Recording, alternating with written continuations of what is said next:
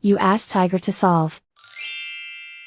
This deals with linear equations with one unknown. The final result is x equals -11/5. Let's solve it step by step. Simplify the expression. Expand the parentheses. Simplify the arithmetic.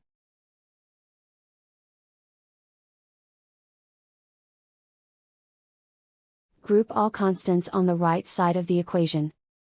Subtract 11 from both sides. Simplify the arithmetic.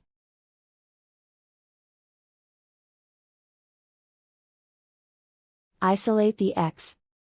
Divide both sides by 5. Simplify the fraction.